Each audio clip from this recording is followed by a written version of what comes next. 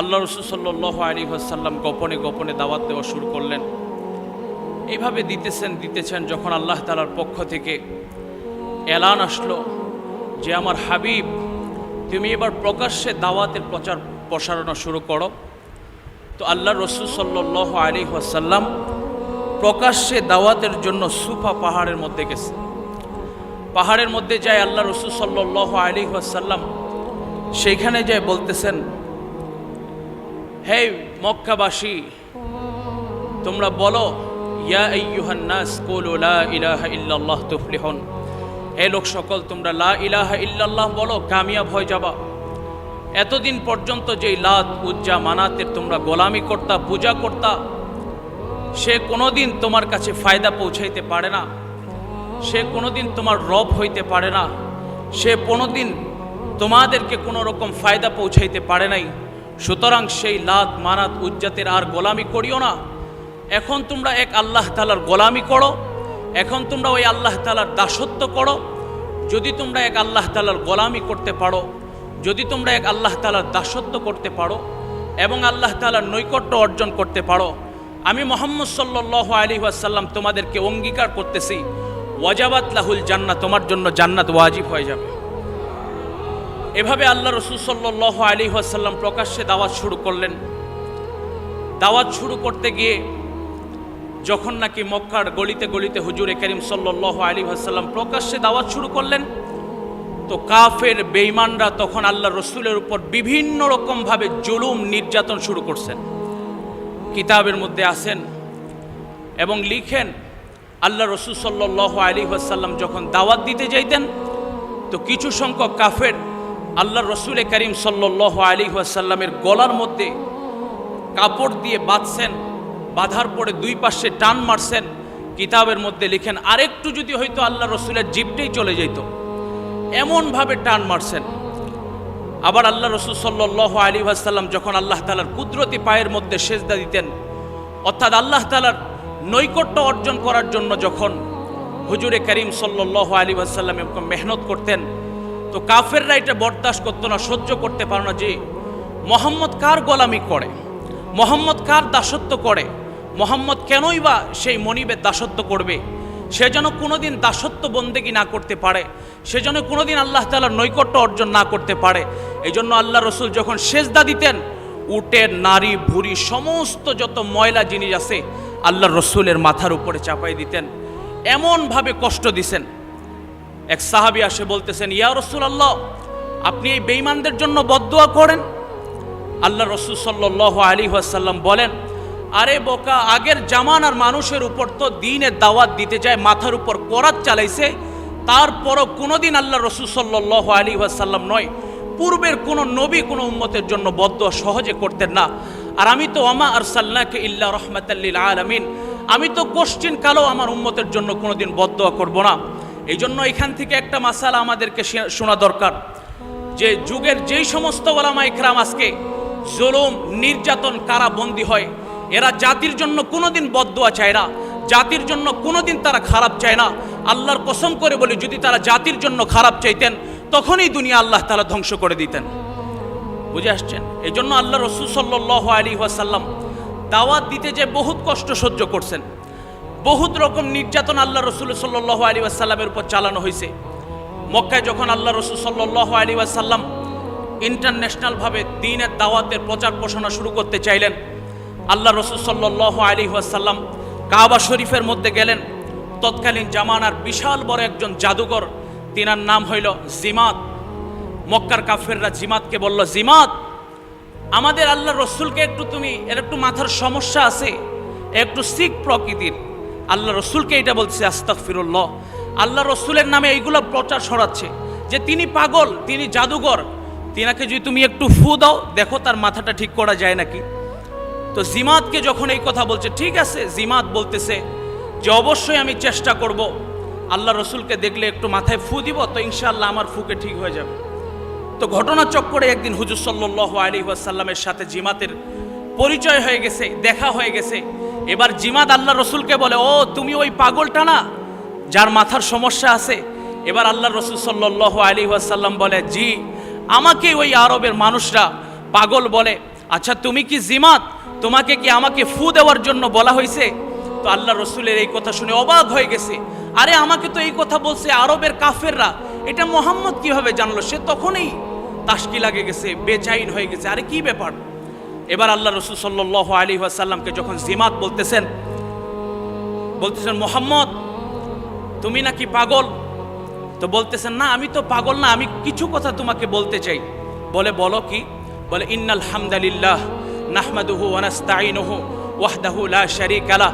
যখন এই কথাটা বলছে তো জিমাত বলতেছে এত সুন্দর বাণী আমার জীবনের মধ্যে, মক্কার মধ্যে আমি এত সুন্দর সুমিষ্টি ভাষী, এত সুন্দর ভাষা কোনো দিন শুনি নাই।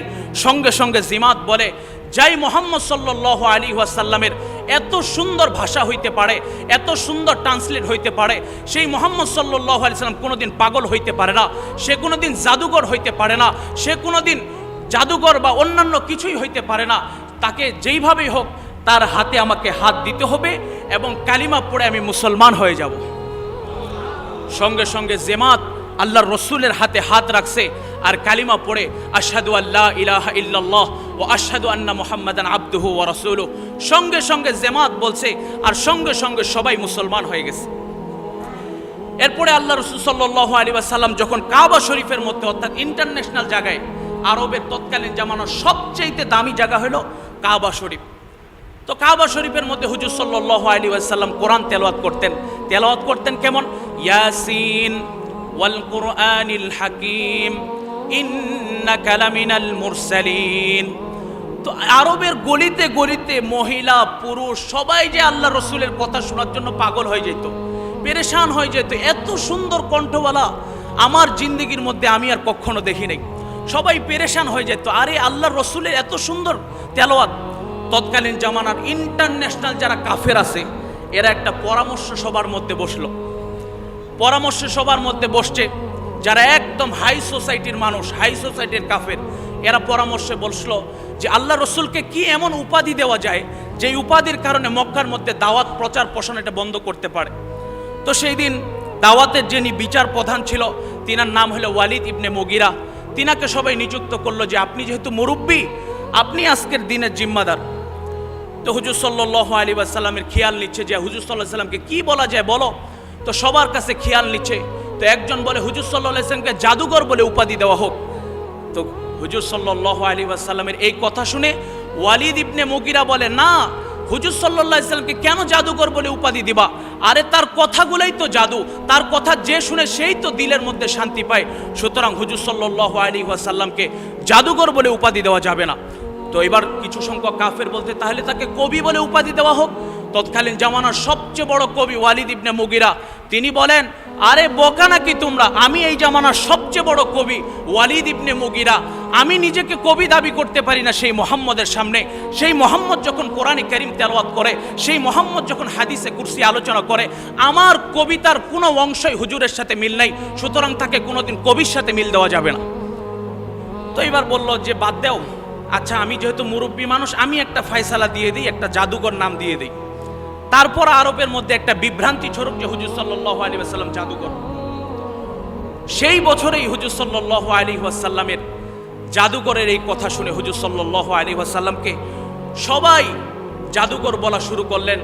আরবের প্রত্যেকটা এলাকার মধ্যে ছড়াই দিল হুজুর জাদুঘর, তাকে তোমরা মানবা না, সে জাদু করে, সে মানুষের উপরে ঝাড়ফুঁক করে, তাকে তোমরা মাইনো না। এরপরে ওই বছরের মধ্যে হযরত তুফাইল রাদিয়াল্লাহু তাআলা আসছে। আসার পরে তুফাইল রাদিয়াল্লাহু তাআলাকে কাবা শরীফের গেটের মধ্যে সবাইকে বসায় দিছে যে যত মানুষ হজের মধ্যে আসবে তারা হজ করেই চলে যাবে, কিন্তু ওই মোহাম্মদ নামের যে পাগল আছে তার কাছে কাউকে ভিড়তে দিবা না। সেইভাবে এলান করে দিল। তো তুফাইলও মক্কার মধ্যে আসছে। তো কাফেররা গেটের সামনেই বলে দিছে যে ভাই তাকে আপনি কিছু বললেন না, একজন পাগল আছে তার ধারে কাছেও আপনি জানেন না। তো মানুষের একটা আদত হইল আল ইনসানু হারিসুম ফিমা মুনিয়া, মানুষকে যেই জিনিসটা নিষেধ করা হয় মানুষ এই জিনিসটা বেশি বেশি করে, মানুষ এই জিনিসটা বেশি বেশি করে। তো সেই মানুষ চিন্তাও পারে না যে আমি আসছি হজের মধ্যে, আমি কেন আরেকজনকে দেখতে যাব। তো হযরতে তুফাইল রাদিয়াল্লাহু তাআলা সুন্দরভাবে সব কিছু হজের আমল শেষ করে যখন বাসার দিকে রওনা দিচ্ছে, আবার যেই দিন প্রথম দিন আসছিল সেই দিনকার মতো বলতেছে আরে তুমি কি সেই মোহাম্মদের সাথে দেখা করছো যেই পাগল? তোফাইল রাদিয়াল্লাহু কি ব্যাপার, আসার দিনও আমাকে বলল যে তার সাথে দেখা করা নিষেধ, যাওয়ার দিনও বলতেছে তার সাথে দেখা করা নিষেধ, না আমাকে তো দেখতেই হবে।